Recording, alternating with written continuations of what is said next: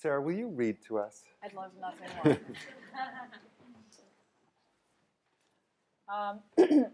Hello, thank you for coming. I'm going to just read from the beginning of the book to give you a sense of how it looks and sounds. There are a lot of breaks in it, and here we go. A great photographer insists on writing poems. A brilliant essayist insists on writing novels. A singer with a voice like an angel insists on singing only her own terrible songs. So when people tell me I should try to write this or that thing I don't want to write, I know what they mean. You might as well start by confessing your greatest shame. Anything else would just be exposition. It can be worth foregoing marriage for sex, and it can be worth foregoing sex for marriage. It can be worth foregoing parenthood for work, and it can be worth foregoing work for parenthood. Every case is orthogonal to all the others. That's the entire problem. Hold on 1 second, Sarah. Can we turn the treble down a little bit? I'm afraid it's going to squeal at you. Ready? Thank you. I assume the cadets are gay, but then I see they are merely unafraid of love. They're preparing to go to war, and with so little time to waste, they say what they mean. At faculty meetings, I sat next to people whose books had sold 2 million copies. Success seemed so close, just within reach. On subway benches, I sat next to people who were gangrenous, dying, but I never thought I'd catch what they had. What's worse, offending someone or lying to someone? Saying something stupid when it's your turn, or not saying anything? Tell me which, and I'll tell you your problem. You changed it? Yeah. Read the real Should we one. chat about that? Yeah, now? Or should I keep reading? I'm sorry, you should keep reading. I'm sorry to interrupt.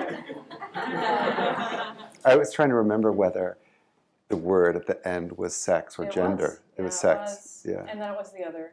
And then I just had to stop.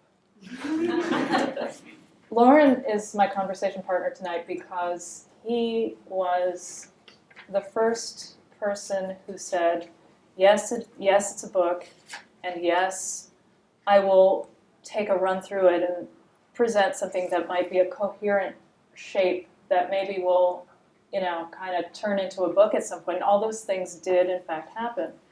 But in that early edit, there are a few stray words. I won't interrupt again. Found their way out. I won't. I'm glad to say that. I'm glad to say that. It's always a little awkward to just say hello and start reading. Could I just ask you to read that aphorism again with the word sex at the end? Yes, argument. I'm sorry, argument. TBD. Okay, all right, so outtake, early version. B-side.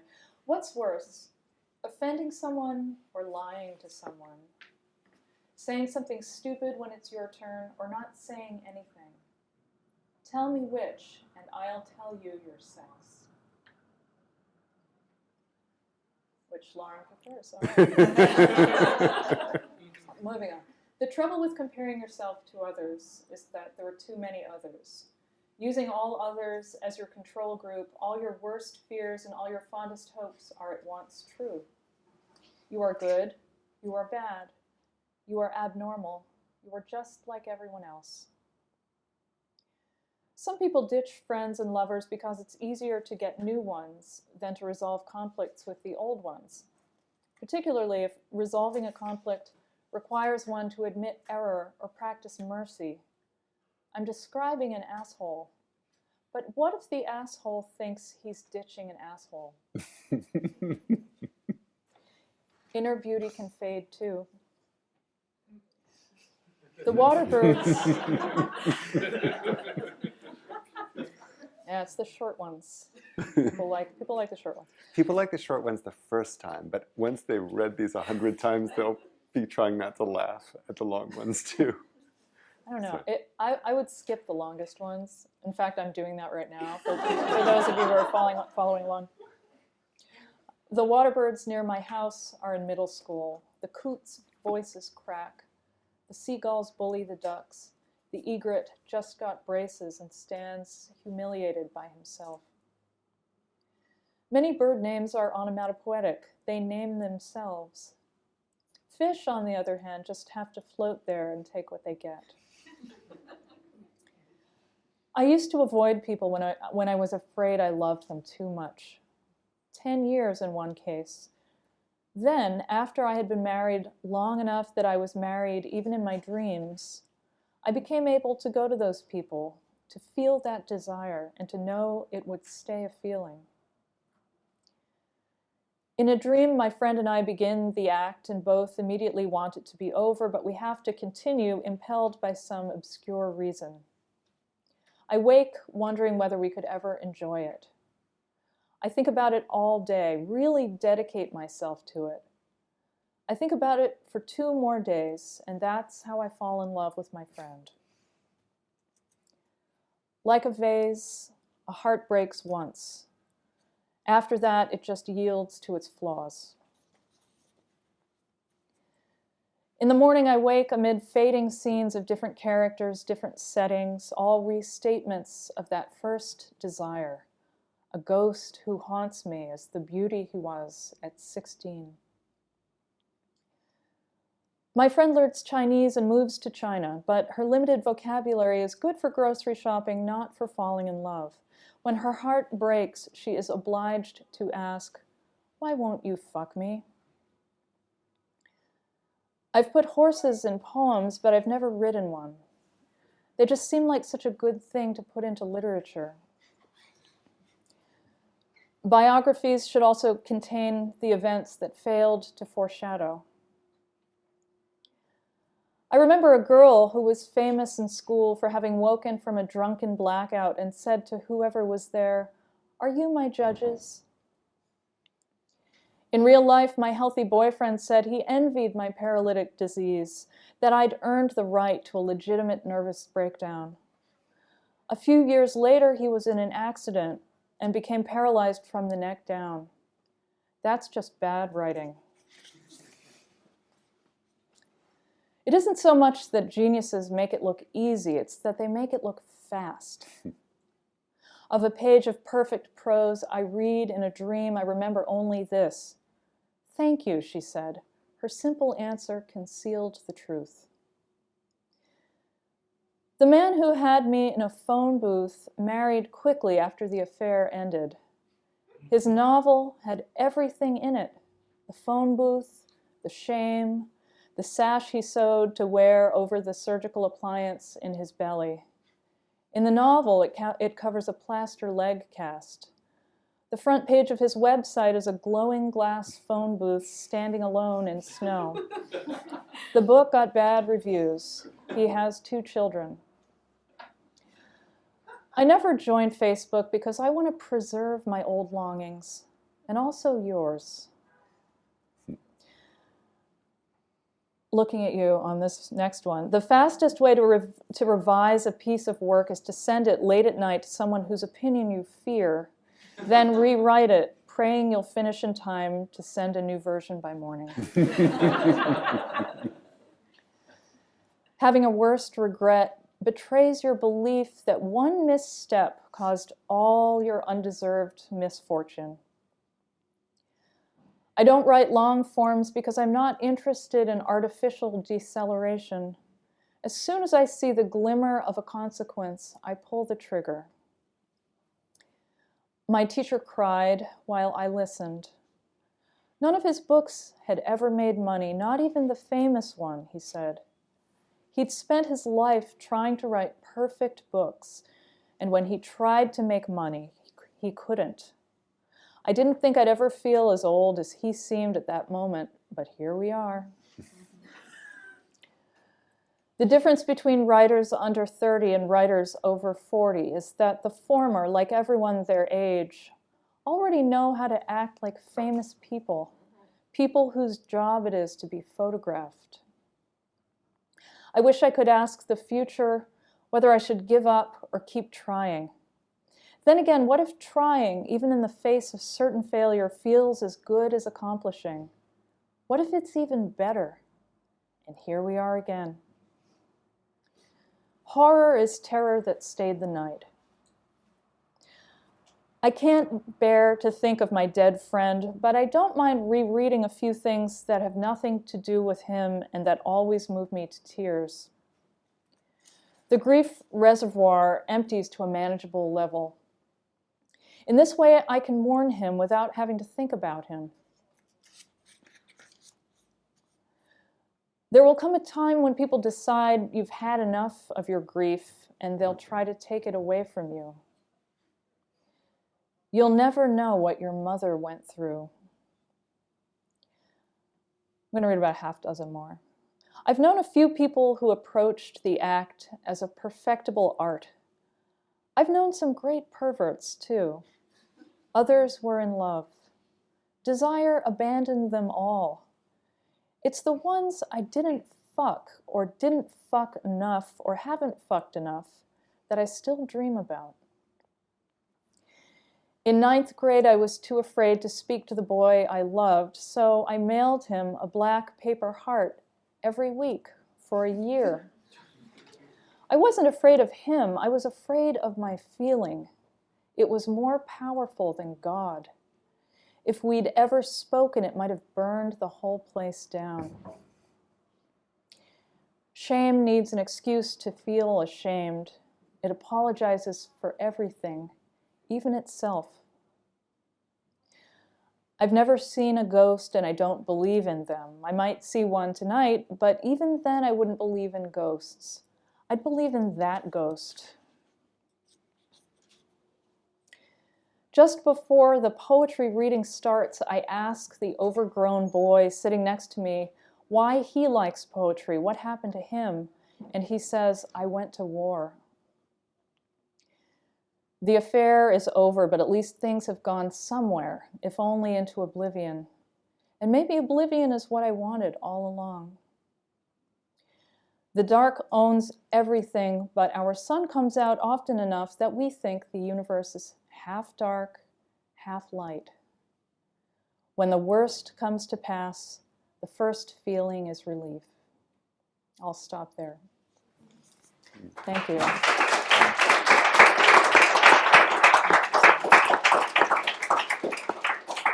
I think that's, give or take a half dozen, exactly what you made of the 300 pieces that I gave you that were at the time in alphabetical order, which was the only way I could deal with them up until that point. And when you did that, I was able to see a way to put them together in a way that wasn't just insane. You know, it's like all the A's, the B's.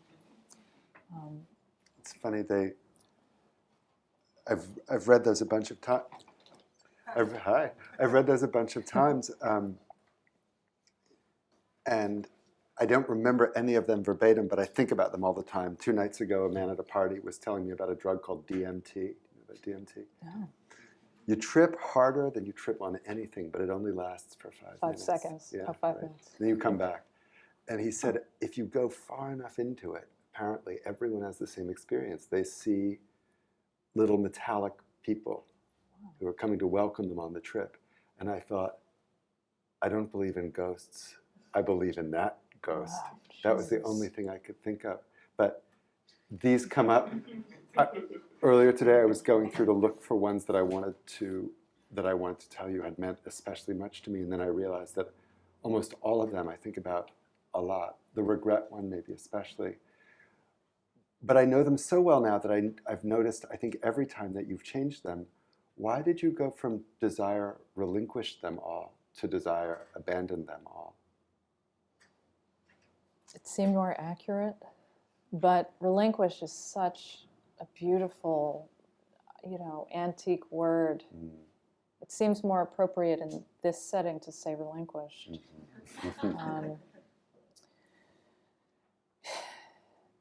I don't know what I was thinking. I mean, yeah, certainly in the beginning I was thinking of them as individual pieces, and so I think relinquished belonged to that piece, but once they became embedded in something that toward the end became all but unbreakable, this one thing made out of 300 other things,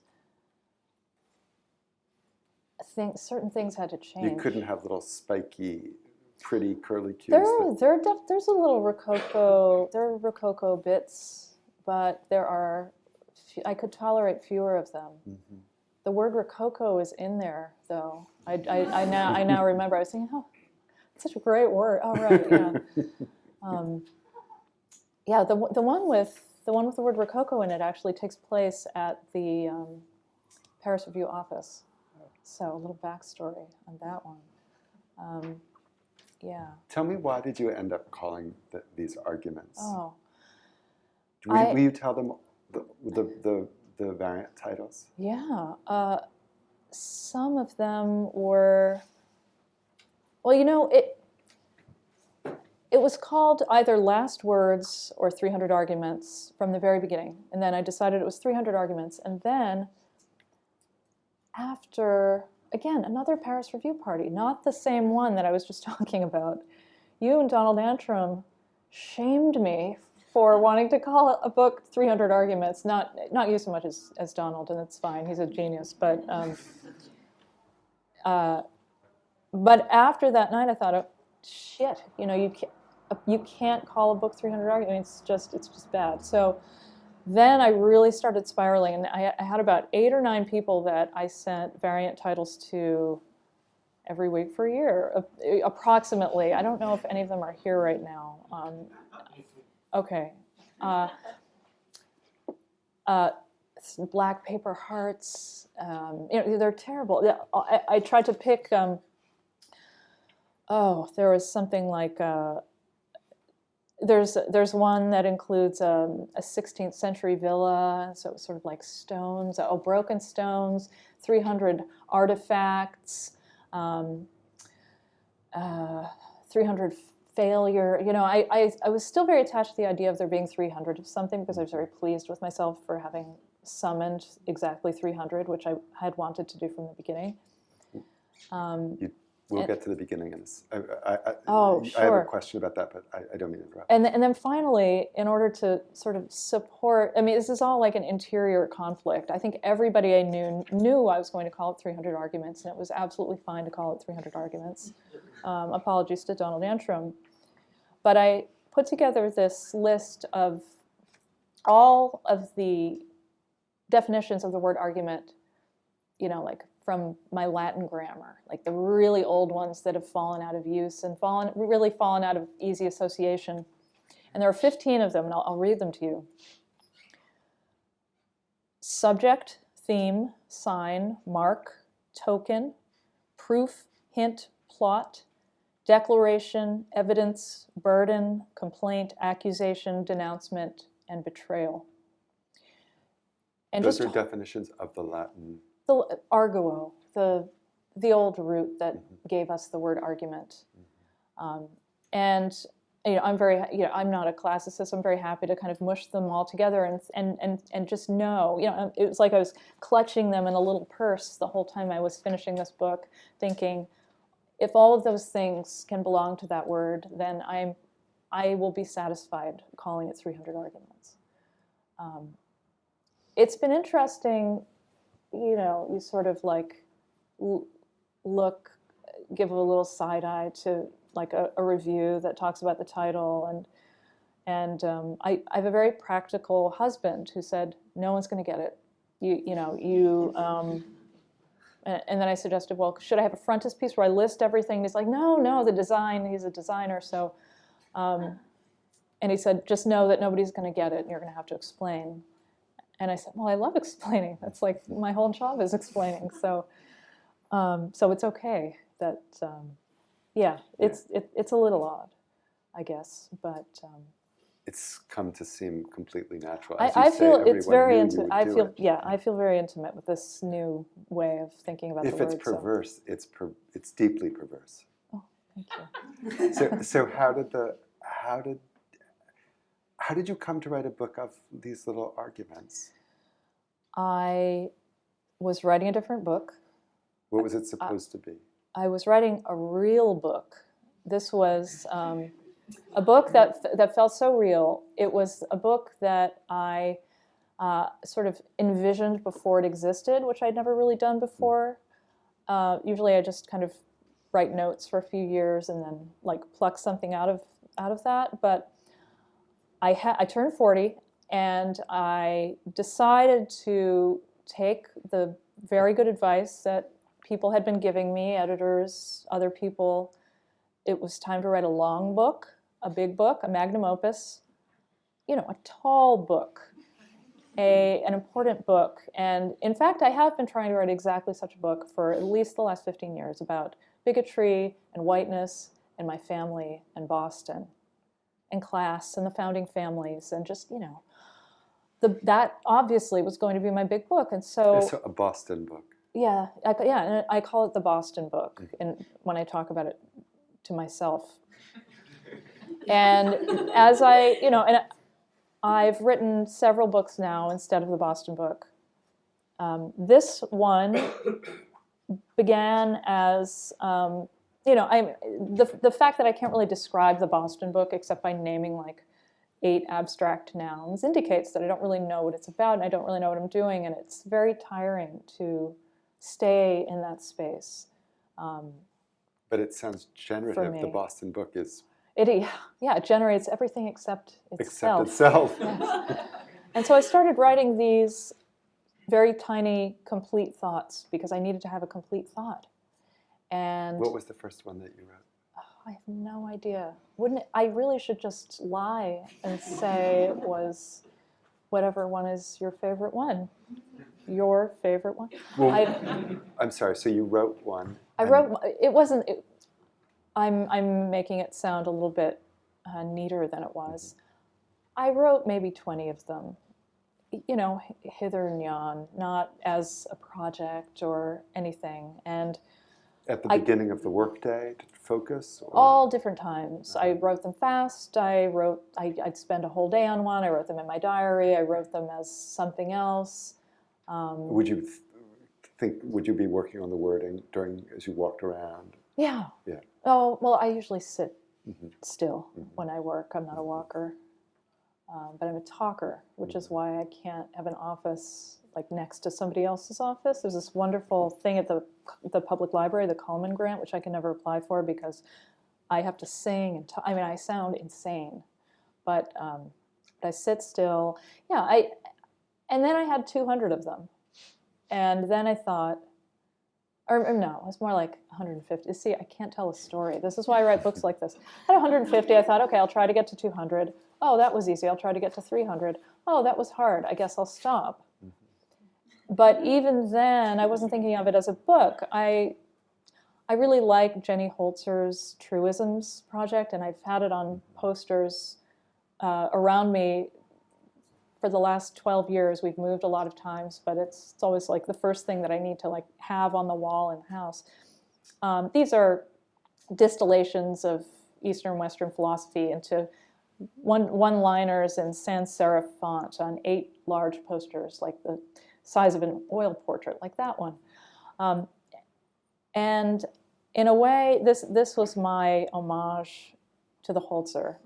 And I didn't think I was making posters either, but and when I finally sent it to you, I really thought, maybe this will be something that runs in a magazine, not anything more than that. And then it became that thing. And then I understand you called my book editor and suggested that it might be a book. Did I really? You really did, yeah. Where did I get the chutzpah? I don't know. Maybe you do that all the time. No, but I like it better than Holzer. Thank you. I'm glad he did that. Will the attentive reader find stories that are buried? I think so. I didn't try to bury them, but I did try to provide momentum that will take you from the first to the 300th. Yeah. what kinds of technique can get you from one? I want to explain something to those of you who haven't read these before. It's a little bit misleading to hear them read because they work like jokes, but when you read them to yourself, they're much faster. They're really fast, and they're very funny, so that you find yourself laughing more in private than I think you feel cued to do in public, because they have a funny relation to jokes, because they're much faster than jokes. The punchlines happen. You don't realize it was the punchline until you step back and look at the line before, and then you understand. Like the one about that you read. We all knew that there was something funny because of the phone booth, but then you said the book got bad reviews. He has 2 children. Ba-dum-bump. The ba-dum-bump doesn't work out loud, especially as a joke. But on the page, you think, what does that have to do with? And then you think, oh. What's the status of the children versus the book? How important is the book? Was he kidding? The website has been changed since it was published in the magazine. I assumed you made that part up. What? I assumed you made that part up. No, it's all true. It's all true. Did you tell anybody about the? Did you check with anybody about the? A lady never tells.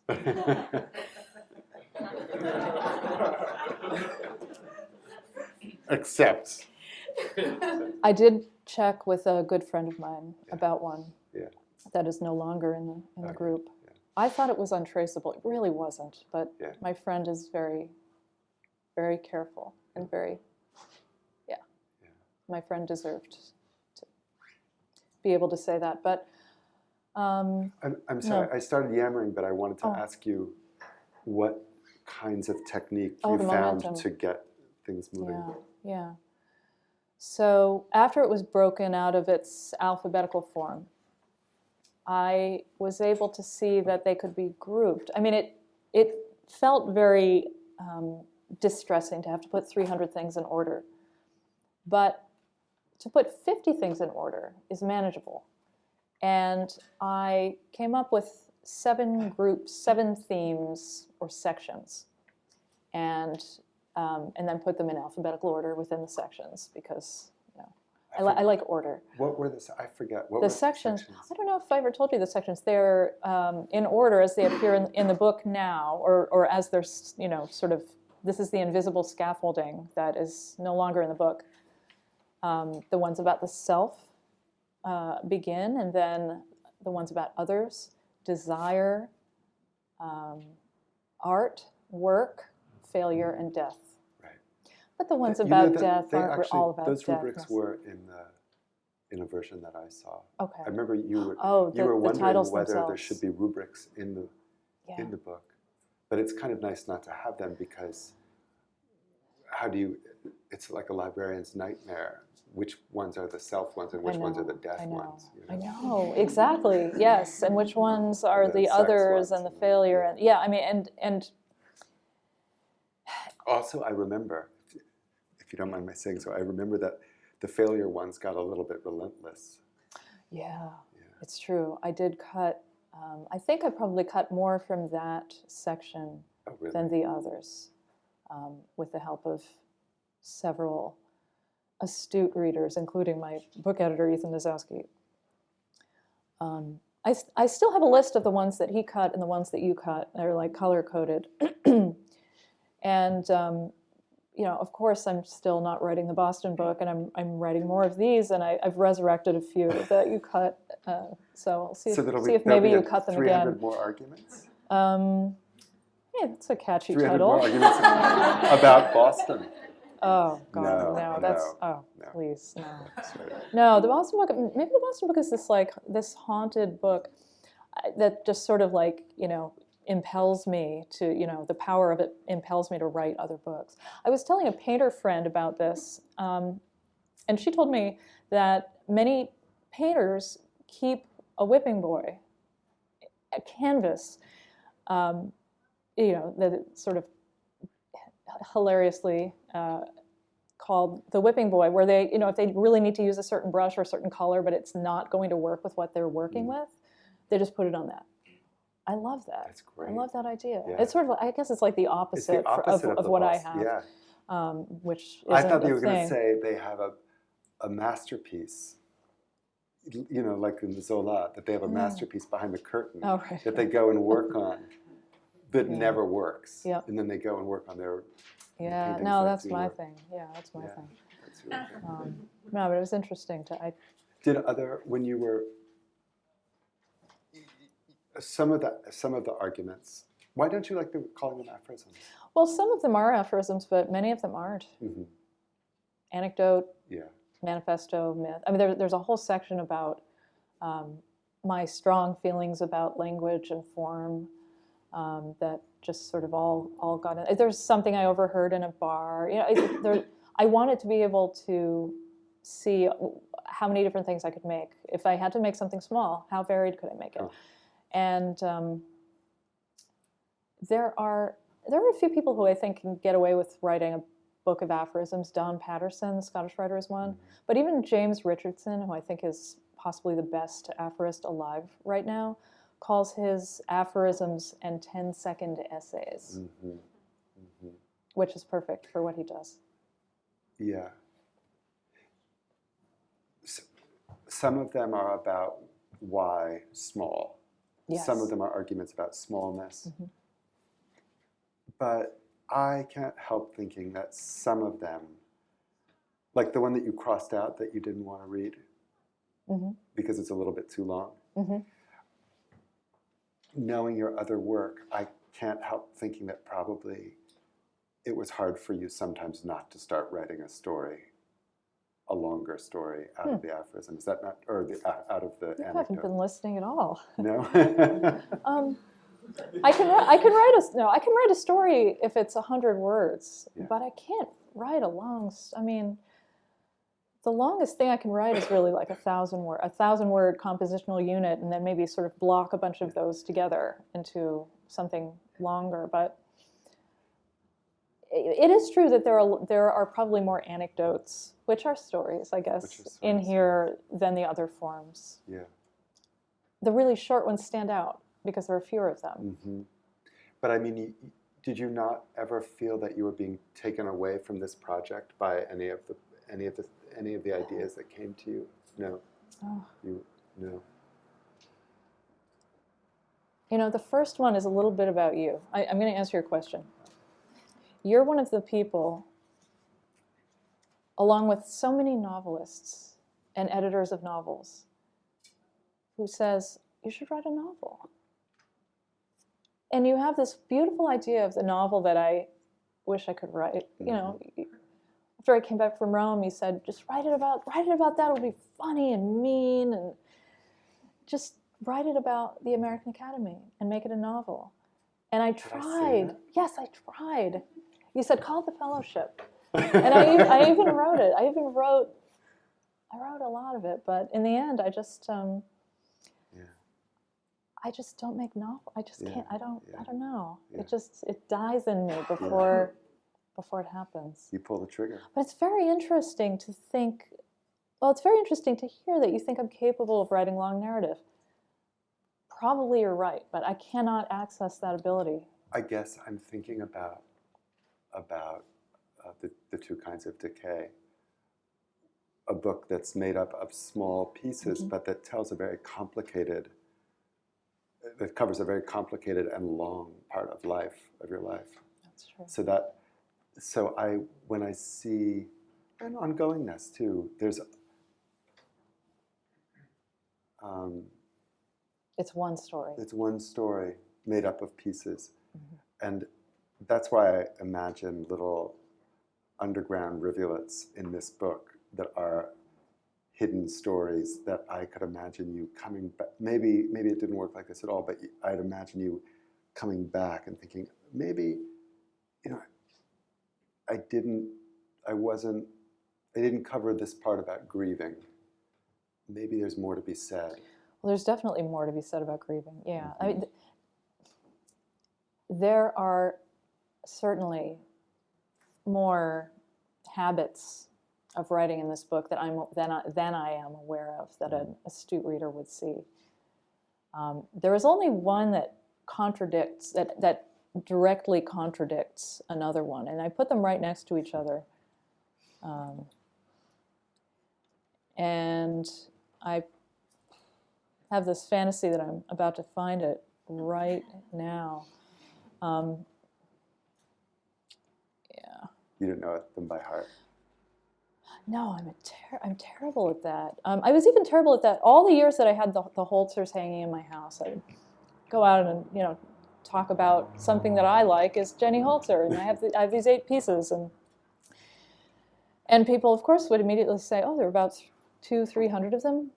What are your favorite ones? Or can you recite one?" And I can't recite a single one because I would, but it sounds like nothing without the other 290, however, around them. Mm-hmm. And this is the same problem I have when people ask me, "What's your favorite anything?" Mm-hmm. I'm just going to look for a little bit longer. But no, I'm terrible at having to choose. I'm terrible at having to pick. I can't find it. But it's about suffering. I was about to vamp for you for a little while. Oh, yeah. No, I fear that I'll just be doing that forever. One preoccupation, soon we can open it up for questions, but one preoccupation that has stuck with me is the sense, the critique, the very funny critique of the idea of specialness. So the anecdote that you laugh at on the page about being next to the bestseller in the faculty meeting and thinking that properly belongs to me, and then not feeling the proximity. Yeah. I don't. Give me time to work on it, and I'll say that. I know. And then you know what I was thinking. I know what you're thinking. And then the thing about how having one big regret, that one thing is the cause of all of one's undeserved suffering. Yeah. I love that word, undeserved. Misfortune. Misfortune, I'm sorry. I have more things to ask her, but are there any questions? You're so funny, and your writing is so funny. Thank you. Like, your picture is so serious. Yeah, I picked that one. I don't know. Yeah. It's the most recent one. Oh, like a what? Like a straight man? Like a straight man? Yeah. Oh, maybe I think I would love to be a straight man. It just seems so easy. No, I really... Yeah. There's someone in the audience who I've known for a very long time, Charlotte, and the first author photo I ever took, I didn't know what I was doing. I don't use it anymore. And she said, "It looks like you're trying to meet boys." But it's really hard to get it right, especially if you're female, all that bullshit. So I'm glad to have a moment to just kind of air that. It's just, You can ask me anything. Or Lorin. I want to hear the end of the story and how you put it in order. I just complained about it a lot and refused to do it, and tried to make a lot of other people do it, like do the whole thing. Nobody would, because 300 things, it's too many. It's unmanageable. And only now, this is an aside, but there's an argument in the book about a teacher of mine, different teacher from the one I mentioned before. Everybody appears one time. Everybody gets their one argument. But this teacher was an old poet, sort of like tried to channel the look of Walt Whitman, big beard, and he told us one day that he had, gotten $50 to do some psychiatric test at the medical school where he taught. He didn't teach at the medical part of the school. And he was given this box, apparently this is like a very well-known test, a box of a lot of assorted objects, and was asked to put them in order. And what they do is they time how long it takes you to determine that there is no order that can be made of these, this group of things. But apparently he took it, he spent all day, and they finally told him, you have to stop. This can't be done. And he was so proud. He loved telling this story because he said it meant that he had schizophrenic tendencies, which, if you're a poet, that's like, it's the greatest, it's one of the greatest validations. I tricked myself into putting 7 groups of 50 things in order, or 40 something things in order, and then I put them all next to each other and sort of dealt with the gaps and tried to close them up. And then you just do it until you can't look at it anymore, and then it's done. Or like every time you look at it, it's the same. And that was it. You stopped futzing. You stopped fiddling. Yeah. I mean, it was different from other books I've made only in degree, because there were 300 things this time, and the other ones are, like 48 to 100 and something. Yes? You mentioned that you write things in your journal, and I remember in Ongoingness, you talked about the end of your diary, and you talk about the difference between your journal and that diary, if the diary hasn't. Oh, I call it a diary. So it is indeed that diary. And I only call it a diary because that, again, comes from Latin, that old and beautiful language, and not French, which I like a lot less than Latin. But I know that the word diary is a sort of feminine word, and journal is like a more manly, serious literary word. And again, I got so much good advice about the subtitle of Ongoingness, which is the end of a diary. I'm like, are you sure? It's like you have a baby in it. Like, you don't want it to be like so female. And I was like, Latin, I can't. It has to be the Latin. So even though nobody knows, like with the word argument, even though nobody should care, it's all the same diary. I wonder if your Latin training helped you write these. Oh, absolutely. Yeah, it's one of the only things that helped me write anything. Yeah, but seriously. But this in particular, it seems like the way, at least for the reader who has to pay attention to understand the last line, it's a little bit like reading a lot of Latin authors, where you feel the thing click shut in its whole. Yeah, the nicest response I got. One of the nicest things anybody said about this was from David Shields, and his first thing he said to me was, "Your Latin is showing." And I thought, oh. If only I were still trying to meet boys with my author photos. Ew. Yeah, no. Gross. Yeah, we're old friends. Yep. First of all, I definitely understand the Boston book. I have Oh, a yeah? Boston book of my own, sort of something I can conceptualize, but not really yet. But I'm curious, you said you were relieved when you got to 300. Did you literally write 300 and stop, or is it more like you wrote 846 and deleted 546 and got to 300 good ones? Yeah, that's a good point. 300 that I could live with. It wasn't. I did not write 846 though. It's more like, I don't know, 480. Just guessing. Sorry, I overlooked you. You were very politely holding your hand not too high. I had another question about your bio, actually. Is the St. Mary's College the one in Moraga? Yes, but I don't live there anymore. I live in LA now, and I teach at Scripps. Oh, okay. Yeah. What was it like teaching at St. Mary's College and in Moraga as compared to Rome and New York and these other places? Well, it's not Rome or New York. Yeah. I lived in the Bay with my family for a little over a year, and we've moved around a lot in the last 5 years. My spouse works in tech, and they like to kind of just, move them around. New York, LA, and San Francisco.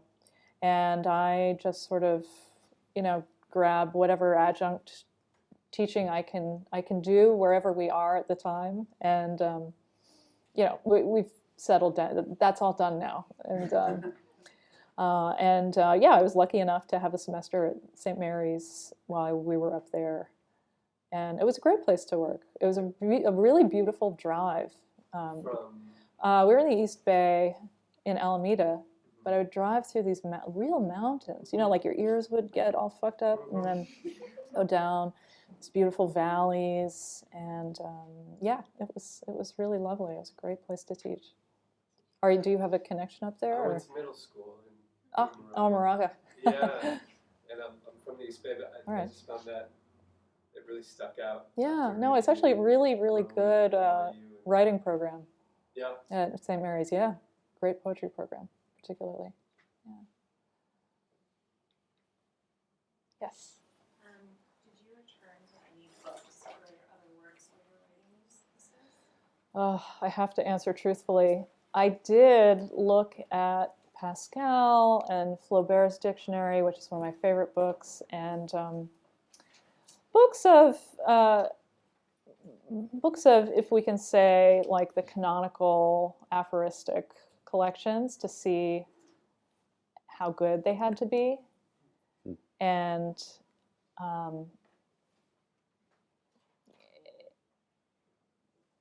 yet that wasn't really the best way for me to write them in the end, because at least many people who were writing what they called aphorisms were basically philosophers until the middle of the 20th century. And it's just, it has different goals. It's literary up to a point, but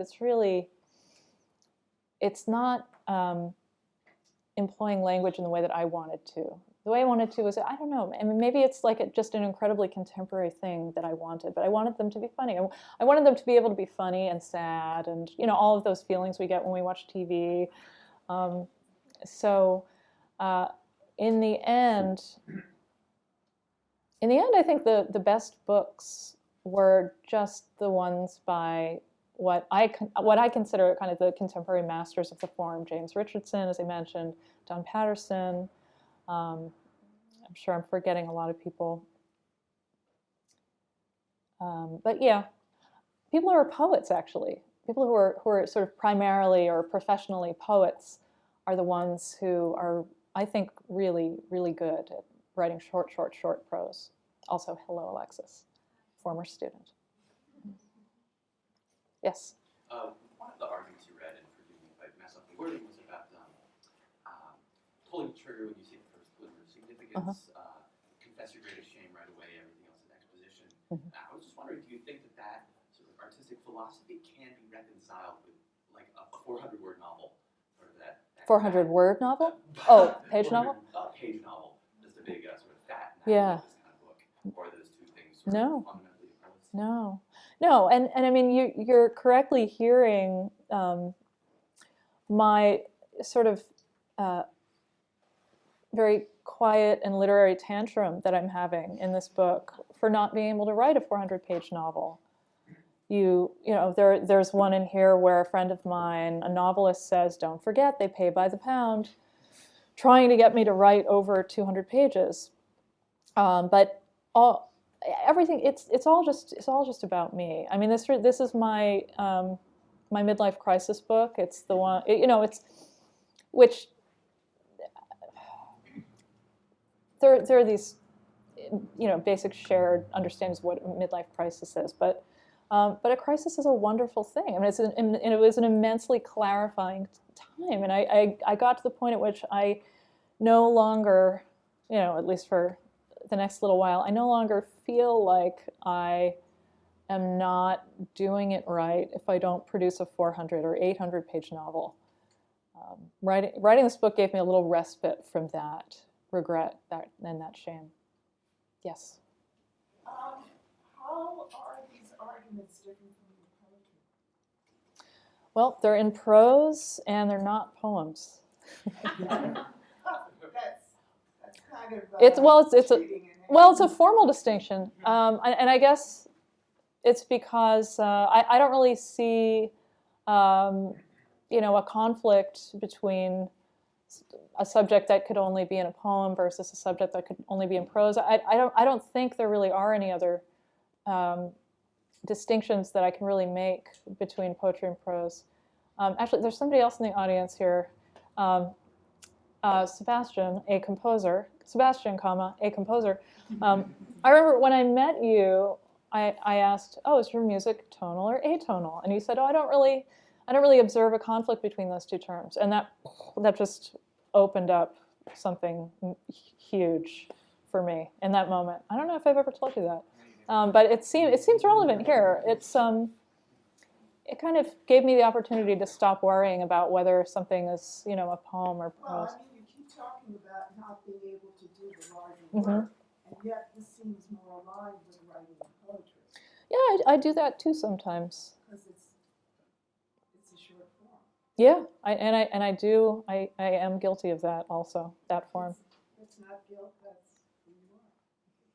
Well, it's funny, if I can play devil's advocate, we just in the Paris Review published a poem of yours, and it was so different from maybe it's not a matter of genre, but it was so different from these. And I would have said the first thing about it was longer than an argument, though it's a short poem. But also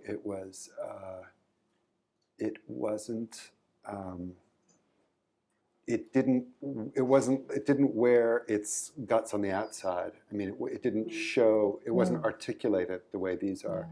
These, if I were puzzled by one of the arguments, I have been puzzled by them, I stare at them and I look at them the way I look at the Wednesday crossword puzzle or the Thursday crossword puzzle, with some confidence that given enough time and patience, it will become clear. The poem I'm thinking of, for example, was more like a Saturday crossword. I mean, I could give it would be rewarding to me to give it a lot of time, but I might not. But you might not have that much time. No, I have had that much time. I've thought a lot about that poem, but my feelings aren't resolved in the same way that they are about each of these. That is very helpful. Perhaps I will be able to answer more satisfactorily. There's something about that poem and that I think other of my poems. Yeah, I think with my poems there's a level of, or an amount of interference between me and the subject, or the purported subject. And for these, there's no interference. I'm looking right at it. I can see it. These are clear, and the poems are not. Like the interference is part of the form. It's inextricable from the practice of writing it, and I think the practice, reading it, if an actual poem comes out of it. I have to say, to me, that is a real cleft in your work between not just these and that, but between a kind of clarity that I'm not saying it comes easy to you, but you make it look easy. You make it look fast, even if it's slow. But there's a kind of clarity, blinding, sometimes scary, sometimes aggressive, sometimes overwhelming, and then a kind of creation of, not privacy exactly, but drawing a veil and letting things happen that are not going to be scrutinized, that are not going to be made plain, not going to be articulated. Plain, yeah. Yeah. Wow. I don't know. That's very astute. I think you're right. We have time for one more. Okay. I can't choose. Here, somebody else do it. Maybe. Yeah, you. Yeah. Jenny Walter's truisms rely so strongly on context, not just the way you frame it within the context of the other truisms, but in that physical space. I mean, in the 80s and 90s, they were on T-shirts and note cards and benches and buildings. And I'm wondering if that specificity of location and of objectness, was that all a factor when you were looking at them as an influence? No, because I had the posters, and it was almost like I wore them. They were all around me in a little room.